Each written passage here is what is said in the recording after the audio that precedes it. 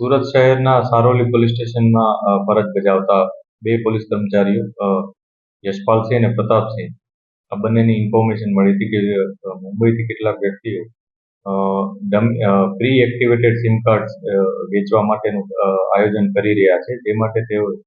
એક ડમી ગ્રાહક ઉભો કરી અને પછી આ મુજબનું એક આયોજન કર્યું હતું કે જેમાં આ પ્રી એક્ટિવ સિમ કાર્ડ વેચવા માટે લોકો મુંબઈથી આવનાર હતા.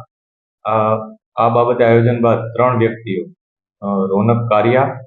ચંદુ બાલોટિયા અને કિશન બાલોટિયા આ 3 વ્યક્તિઓ મુંબઈથી 600 ની આસપાસ સિમ કાર્ડ લઈ અને અહીંયા આવ્યા હતા અને સારોલી વિસ્તારમાં જ્યારે તેઓ આવ્યા હતા ત્યારે પોલીસે પ્રોપર તેઓને રેડ કરી અને તેઓની ધરપકડ કરી હતી. ત્યારબાદ નામદાર કોર્ટમાં રજૂ કરી અને ફર્ધર પોલીસ કસ્ટડી પણ મેળવી હતી. આ સમગ્ર બનાવમાં પોલીસે 68,000નો મુદ્દામાલ જપ્ત કર્યો છે, જેમાં 5 મોબાઈલ્સ છે અને 650 ની આસપાસ સિમ કાર્ડ્સ પણ છે. અને આ બનાવમાં અન્ય 2 વ્યક્તિઓ મુકેશ ધોલપુરિયા અને ભગવાન ગુસાઈવાર આ 2 વ્યક્તિઓ હજી પોલીસ ગિરફ્તની બહાર છે. પોલીસ એને ધરપકડના પ્રયાસ ચાલુ કરી દીધા છે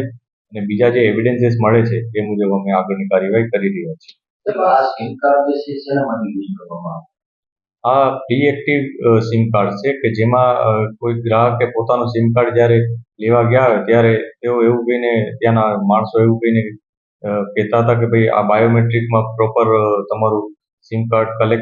કનેક્ટ થયું નથી, એટલે ફરીથી તમારે આ બાયોમેટ્રિક આપવું પડશે એમ કરીને સેકન્ડ વાર બીજી વાર જ્યારે બાયોમેટ્રિક યુઝ કરાવતા હતા ત્યારે તેઓ આ પ્રકારનું એક નવું સિમ કાર્ડ જનરેટ કરાવી શકતા હતા અને આ સિમ કાર્ડને પ્રી એક્ટિવ કરી અને તેઓ અન્ય કોઈ પણ વ્યક્તિઓ કે જે લોકોને કોઈ પણ કારણસર કે જેમાં પોતાની આઈડેન્ટિટી છુપાવવી હોય અથવા અન્ય કોઈ પણ કારણસર આવા પ્રકારના સિમ કાર્ડ જેને યુઝ કરવા હોય તેને તેઓ વેચતા હતા અને આની કિંમત પણ તેઓ નોર્મલ કરતાં વધારે જનરલી રાખતા હોય છે.